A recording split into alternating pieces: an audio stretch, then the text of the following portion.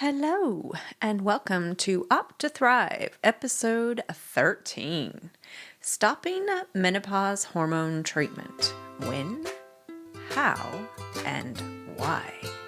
Welcome to Opt to Thrive, your go-to podcast for women's wellness in midlife, designed to educate, support, and inspire you to live your very best life. And now your host, Dr. Karina Sims. Hello, welcome back, guys. I am today sitting in the sunroom on a spectacular Sunday arvo. That's how we say afternoon in Australia. It is clear blue sky, but man, it's windy. It's been windy for like 2 months, just blowing a gale. I went on a bike ride with the girls like I do every Sunday. I think I've talked about that before. And it was it was a little bit grueling today. In fact, when we all met up and got started, we had a little laugh. We were thinking, too bad we didn't bring our running shoes. We could have just gone for a bit of a walk instead, but we didn't. We got on the bike and we just got to chatting and, one thing led to another and we finished it, which was really nice. And then we finished it with a river swim, still in the wetsuits because it's a little bit cold still here in the water. I think it's somewhere around 16 degrees or something. I'm not even sure. I don't really pay much attention because I'm not like some of my crazy friends who haven't actually stopped swimming all winter.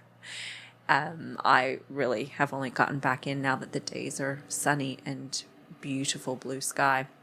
So yeah, I've had my morning of activity. My husband is out there spraying all of those beautiful grapes that are just flourishing, heaps and heaps of green leaves. The figs have started to sprout. They're kind of maybe the size of a small plum at the moment. So by Christmas we'll be knee deep in, probably we'll have picked the first crop of figs, which is exciting. Love my figs. So it's been a bit busy recently here for me. My daughter has come and gone. She's back home in her home at the moment in Dubai. We had a beautiful visit and that was a bit hard to see her leave again. It's always hard saying goodbye, isn't it? But this one was particularly hard because when she was home, she got a little bit homesick.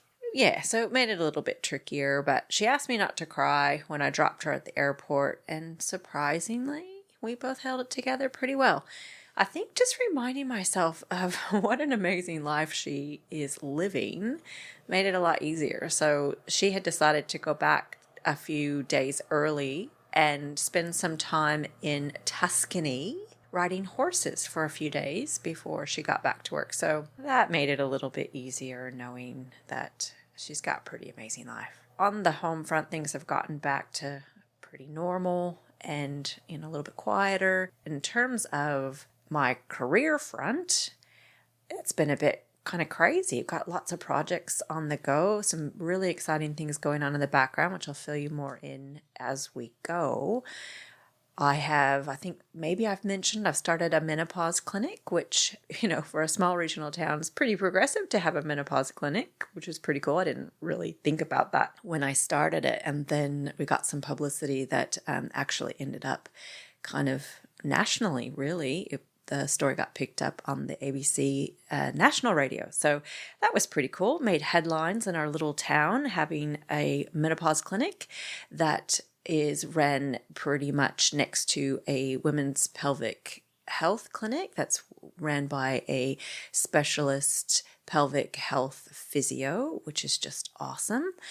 And so, a bit progressive here in our little town. And because it's been a bit busy on both fronts, I have been a little bit quieter on the socials recently. But recently I got a message from a listener who had reached out with a question. She had gone to her GP, was interested in stopping her hormone replacement, and the GP essentially told her that she probably needed to find someone who knew a little bit more about it. And so she reached out to me, and I thought, what a great topic. I would not have thought of doing that as a topic. So if she's asking it, that means there are more of you who are interested in this topic. So I've decided to focus on that today. So thank you, listener. I won't say your name in case you don't want to be identified, but thank you for reaching out. I really appreciate it. And for the rest of you, if there's something that you want to know, there are other people who have the same question. So please reach out. I am really happy to be guided by what it is you guys are wanting to know. And I'm going to use a little bit of a curse word now. It's a bit of a shit show out there on social media. My girlfriend from Canada, who is a doctor there, and I have been talking recently about, if it's confusing for us, the amount of overwhelming information and misinformation that's being put out right now, then it's got to be hard for you guys. So as I've promised before, I'm doing my very best to keep things as evidence-based as possible and backing things up with what I can find in the literature with good quality evidence. If you've got a question, please sing out. I really, really would like to be part of the solution, not the problem, with all of this misinformation and people, frankly, taking advantage of women at this stage in their life who may be a bit desperate with symptoms and just looking for answers and strategies. So please, please, please reach out.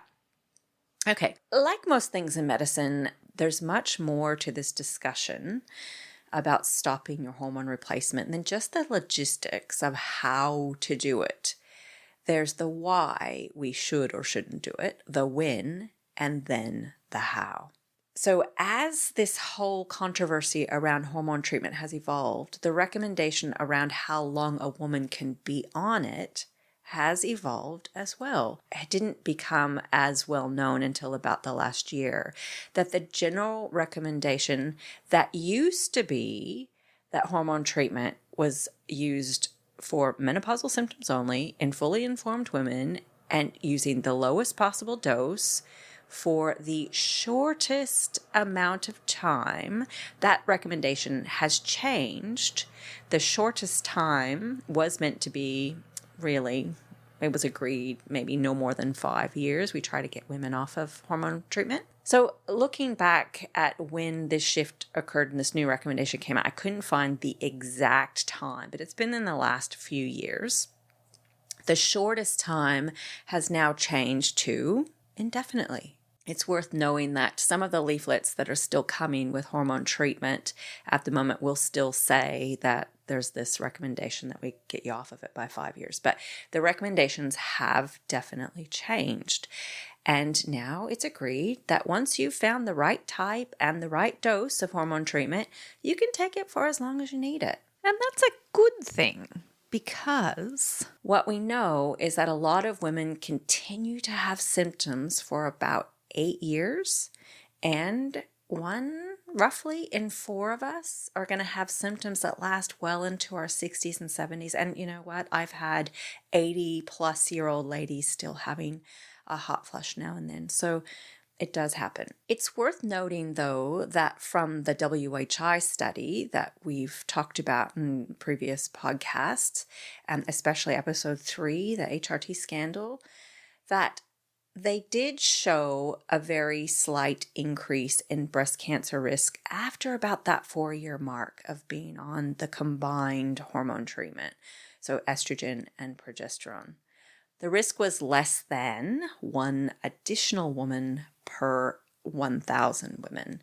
And we now suspect that it was probably the progesterone portion of that specific type of hormone treatment that they were using then. And if we compare that to the ones that we have now, we probably have less of a risk with the progestogens that we're using in hormone treatment now.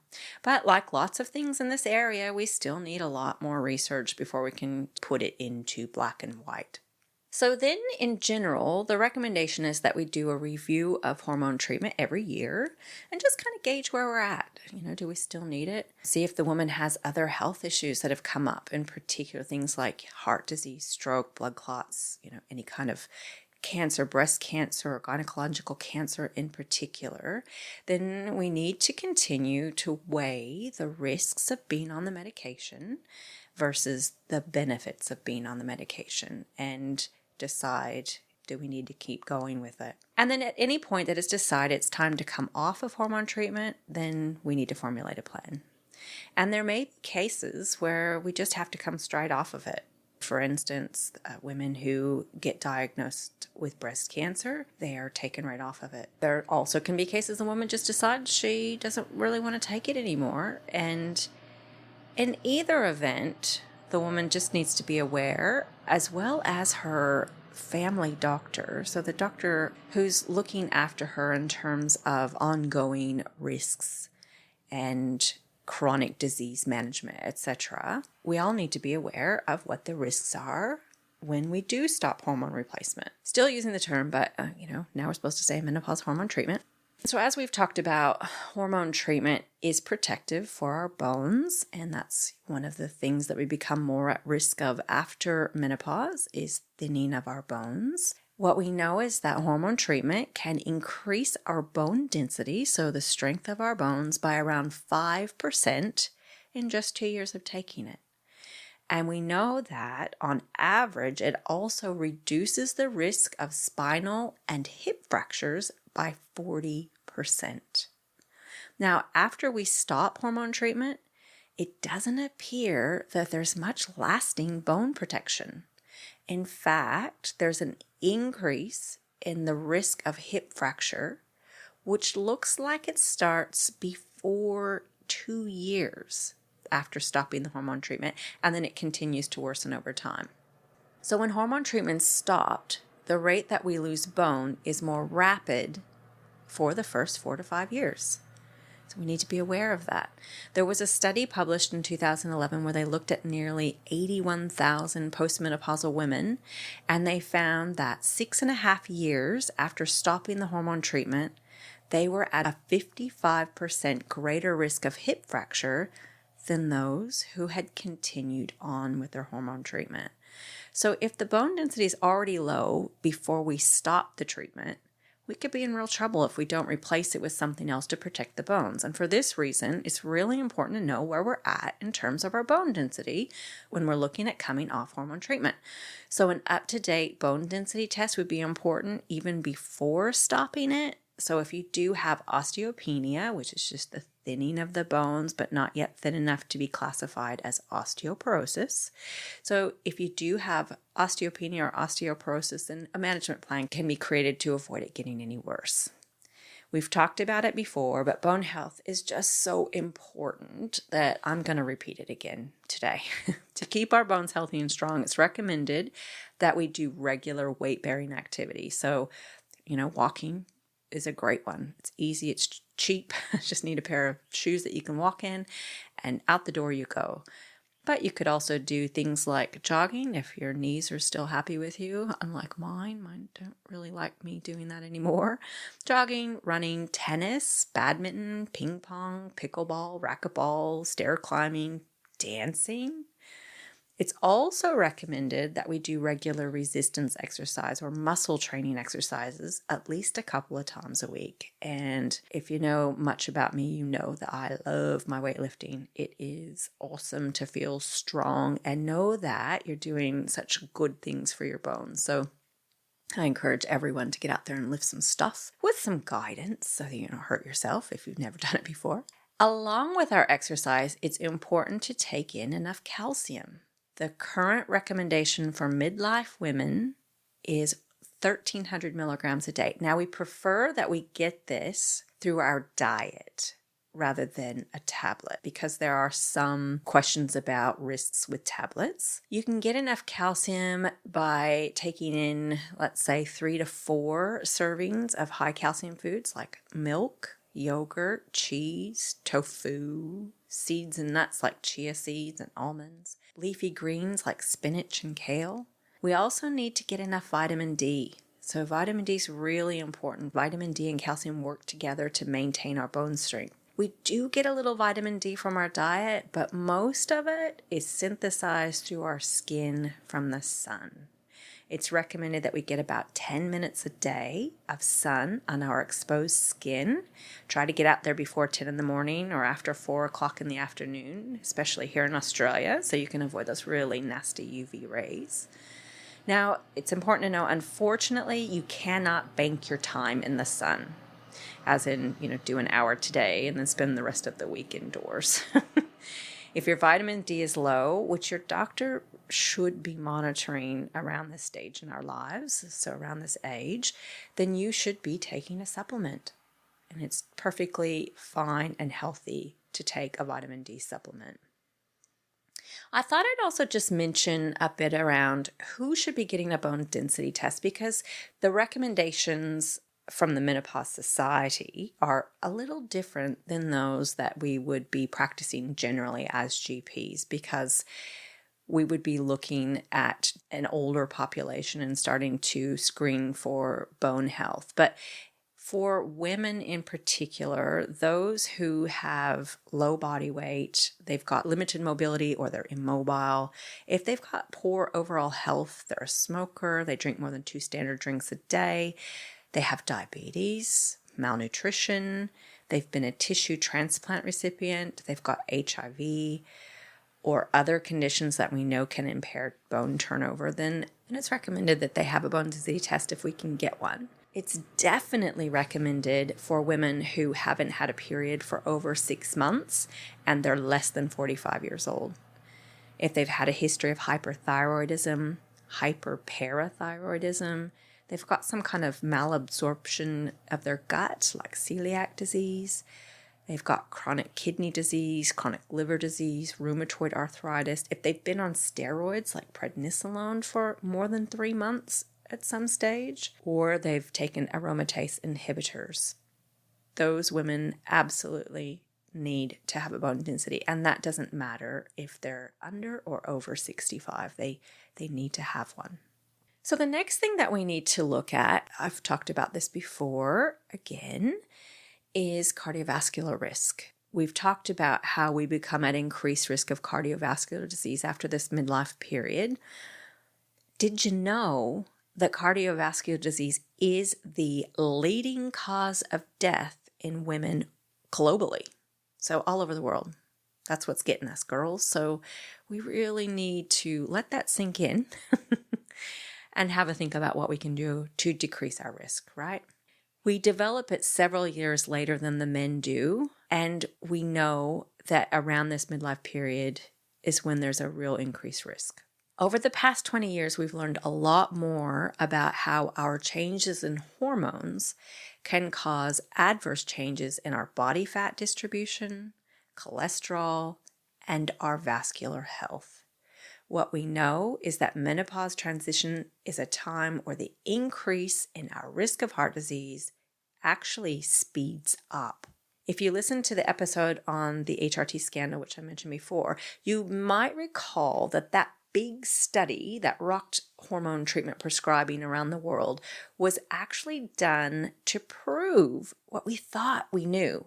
What we thought we knew was that hormone treatment prevented cardiovascular disease. We had seen the association in some observational studies before that, and so totally expected to be able to back up that result in the WHI study. However, that's not what we found. A lot of people will bag this study, but it was actually really helpful for this. It showed us that it can be more dangerous to start hormone treatment 10 or more years after the last period or after 60 years of age, because the women in that study on average were 10 years past their last period. And from memory, I think the average age was 63. So we know that we can do more harm if we start hormone treatment after that period, because I think it's theorized that the changes that happen for cardiovascular disease are probably already in motion, and then something happens when we give them the hormone treatment. There are a lot of us who think that it's very likely that hormone treatment does have some cardiovascular benefit when it's started early in women with premature or surgical menopause, and for those who start it within 10 years of their menopause, for those who have a natural menopause at normal time.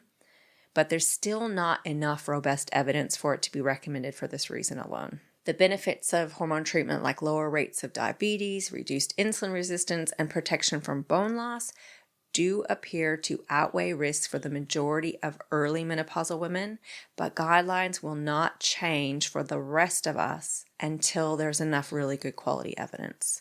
Currently, the guidelines recommend hormone treatment only be used for women who have an early or premature menopause. It should be used until at least 51 years of age, unless there are reasons why they shouldn't. And for the rest of us who are at the usual age for menopause, who are either troubled by symptoms of menopause and or also as a treatment for thinning bones. Now, there have been studies that have shown that stopping hormone treatment did lead to increases in the risk of cardiac and stroke deaths during the first year after stopping it. Initial study results were questioned, though, because the women that were in those studies with documented heart problems had not been excluded from the studies. So another study was done a bit later looking at more than 400,000 Finnish women, and that study did exclude women with prior cardiac or stroke events. Now, the results of this study showed that stopping hormone treatment was associated with an increased risk of cardiac and stroke death during that first year after stopping hormone treatment, especially in women who stopped it before the age of 60. This increased risk wasn't seen, interestingly enough, in the women who stopped it after they were 60 years old. So it's something to keep in mind when planning to stop hormone treatment, especially if you're under 60. We should be, though, as I said before, assessing women regularly for things like cardiac risk factors after this midlife period. So hopefully this is already being done, and then it could be factored into the decision of when or if you want to stop hormone treatment. So we've talked about it before. I'll just reiterate it again today. Major modifiable risk factors, so those that we do have some control over for heart disease, are things like high blood pressure, high cholesterol, diabetes, and smoking. So keep that in mind when you're looking at wanting to stop your hormone treatment. If you're not on hormone treatment, keep those in mind as things that we can have some control over to lower our risk for heart disease. Now, in doing my homework for this episode, I found that there were a lot of sources that said, speak to your doctor about how to come off of HRT, which is, I think, really quite funny because, you know what? There really actually aren't any guidelines. It turns out it's more of an art than a science. There are no evidence-based guidelines to help inform best clinical practice for stopping hormone treatment. The literature does describe two approaches to stopping. Either you do it cold turkey, so just stop it, or you can taper it, either by dose or number of days a week that it's taken. How long it takes to taper can range from several weeks to several months, and there's no optimal tapering regimen that we've all agreed on. Now, I did find a study that was a bit interesting in the Menopause Journal. It surveyed more than 480 family medicine, internal medicine, and OBGYNs, obstetrician gynecologists, doctors. 60 of these doctors were OBGYNs, and the rest were either family or internal medicine doctors. 91% of them recommended gradually stopping HRT, so they were all for tapering. And only 8% recommended suddenly stopping the hormone treatment, so going cold turkey. Now, if we look back at when the WHI study was published, there were a lot of women who just immediately stopped their hormone replacement. So what a great place to look to see how they went when they just stopped it cold turkey. And guess what? Turns out they did. I found another paper, again published in Menopause Journal, that looked at experiences of these women in terms of symptoms after they stopped the hormone treatment. And what they found was that just over half of them had their symptoms return. And even though the reason they all came off of it was because we were all terrified everyone was going to get breast cancer, 5% decided to take the risk and restart it. So I think we can assume that the symptoms were bad enough for those women that the benefits outweighed the risk. And I think it's really a great illustration of how devastating these symptoms can be for some women and the risks they're willing to take to feel better. I was able to find another paper as well, again published in the Menopause Journal, that reported the results of a random survey of over 800 women about their experiences in stopping hormone treatment. 75% of them had stopped cold turkey and 25% had tapered. In this study, they found that tapering was associated with fewer menopausal symptoms after stopping it when compared to the cold turkey approach. But that women who tapered it were also more likely to return to hormone treatment. Don't know why that was. They found that in addition to tapering, those who were younger and those with fewer symptoms prior to hormone treatment initiation were the ones who had fewer symptoms after stopping hormone treatment. But they also found that in addition to tapering, if they had reported more menopausal symptoms prior to starting hormone treatment and they had been on it for longer periods of time, those factors were associated with restarting hormone treatment. So it seems like the bottom line is whether you taper or you don't, those who had more severe symptoms prior to starting hormone treatment are more likely to continue to have symptoms that cause them to restart. I found another study done in Sweden, and again, published in the Menopause Journal, where women were randomized into two groups, either stopping hormone treatment abruptly, so the cold turkey, or to take their usual doses every other day for 4 weeks and then stop. So they actually give a protocol for the tapering. And they found no difference in either the number or severity of hot flushes or health-related quality of life, which was determined by a questionnaire, over a 12-month follow-up period. They also found that almost half the women, typically those with more severe hot flashes, did restart their hormone treatment within a year of stopping. Now, in terms of how to taper, there really is no agreed guidance here. I did find a couple of suggested methods published online. One was in GP Notebook, which is a UK-based resource for GPs that has referenced material on their site. And they do suggest tapering as the preferred method. And they suggest that you could either use a lower dose of the hormone treatment if that's possible. So if you have a tablet and you can just step down the dose, or cutting the tablets in half and then stretching out the time between the doses. And this is one of the common ways that we wean things like antidepressants as well. So you start by taking the tablet every other day for 2 to 3 weeks, and then every third day for 2 to 3 weeks, and then you can just stop it.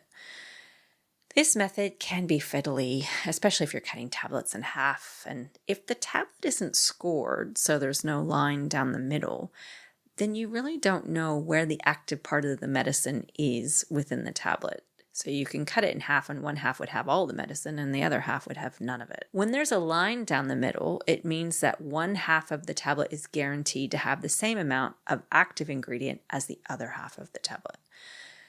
Patches probably may be an easier option to wean because the active ingredient is dispersed evenly over the whole patch. So you can just cut a little bit off at a time, maybe every week, until it's none. And you can do that at your own pace. If you have an estrogen gel or a patch, and that's combined with a progesterone capsule, then the patch or the gel can be slowly decreased, but you need to continue on the progesterone until you're completely done with the estrogen, because that's protecting your uterus, as we've talked about before. And then once you've weaned off the estrogen, you can just stop the progesterone. Probably worth noting, if you do have a sleep disturbance that returns after you've stopped the hormone treatment, but your night sweats maybe aren't so much of an issue, it might be worth having a chat with your doctor about keeping the progesterone going for a little bit longer. That might be helpful. So there you go. Bit of information on what to consider when you're thinking about stopping your hormone treatment. A few tips on how to do it. I hope that has been helpful for you. As I said, I'm sure if one person has the question, more people have the question. And I think it's also worth noting, before you go on hormone treatment, there are some risks associated with coming off of it.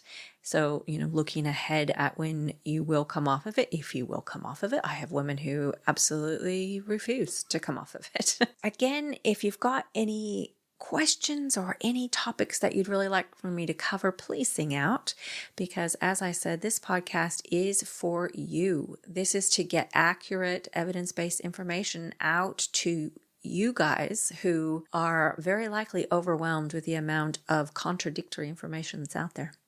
As always, if you find this information helpful, please pass it on to someone else you think might be able to use it. If you rate and review the podcast, that also makes it more likely for people to see it. And I hope that you have a good couple of weeks. Until then, I hope that you opt to thrive. The Opt to Thrive podcast is designed for information purposes only and is not engaged in the giving of medical advice. The information provided on the podcast should not be used for diagnosing or treating a health problem or disease. In no way should the information provided by Opt to Thrive be considered medical advice, and at all times the advice of a medical professional should supersede recommendations from Opt to Thrive. If you have or suspect you may have a health problem, you should consult your healthcare provider. The views expressed in this podcast are purely that of Dr. Sims and do not in any way reflect those of the institutions she contracts her medical services to. Thank you for listening to Opt to Thrive. If you've enjoyed listening, please rate and share the podcast. You can visit our website at opttothrive.com and leave a comment for any subjects you would like to hear more about.